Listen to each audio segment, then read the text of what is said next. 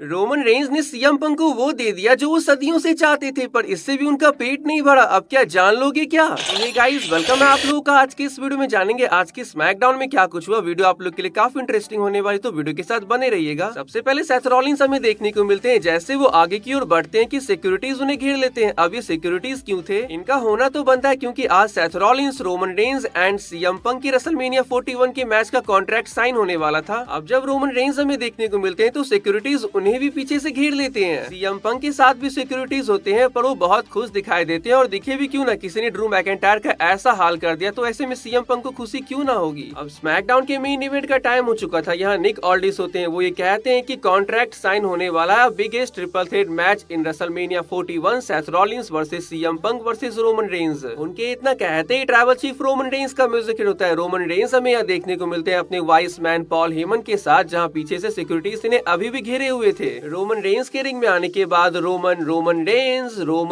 Range OTC के साथ London की क्राउड इंप्रेस कर देते हैं ट्राइबल चीफ को। ऐसे में रोमन कहते हैं लंदन एक्नॉलेज मी। पॉल हेमन चेयर को क्लीन करते हैं और रिक्वेस्ट करते हैं अपने ट्राइबल चीफ को बैठने को। रोमन रेंज के बैठने के बाद क्राउड वापस से रोमन रेंज कहने लगते हैं। पॉल हेमन भी ये कह रहे होते हैं तो रोमन रेंज माइक उनकी साइड कर देते हैं। आगे रोमन रेंज कहते हैं दिस इज ब्यूटीफुल, ये बहुत सुंदर है जिस तरह से आप गाते हो। देखो तुम जानते हो I am the biggest star on the planet. तुम्हारा ट्राइबल चीफ यहाँ दो रीजन से आया, पहला तो कि तुम मुझे एक्नॉलेज कर सको और दूसरा कि मैं कॉन्ट्रैक्ट साइन कर सकूं। लो मैंने कर दिया साइन। इसके बाद सेथ रॉलिंस का म्यूजिक हिट होता है। क्राउड यहाँ सेथ रॉलिंस के गाने को गा रहे होते हैं तो सेथ रॉलिंस यहाँ माइक पॉल हेमन की साइड करते हैं कि भाई ले तू भी गा, लेकिन पॉल हेमन यहाँ गुस्सा हो जाते हैं। अब सेथ रॉलिंस रोमन से कहने लगते हैं भाई तुझे इतनी जल्दी क्या है? 12 ईयर अगो एक हेलीकॉप्टर से हम लैंड किए और हमने अंडरटेकर को टेबल के आर पार कर दिया। बहुत कुछ हुआ, हमने बहुत कुछ झेला, लेकिन चलो आखिरकार हमारा मिशन पूरा हुआ। रोमन रेंज कहते हैं तू कौन से मिशन की बात कर रहा है और ये तू हम क्या कह रहा है? हम बहुत पहले मर चुके हैं, ये सिर्फ मैं हूँ। तू यहाँ था लेकिन मैंने सारा काम किया। मैंने इस जगह को बनाया आज के लिए। वो मैं था जिसने WWE को नेटफ्लिक्स से $1 बिलियन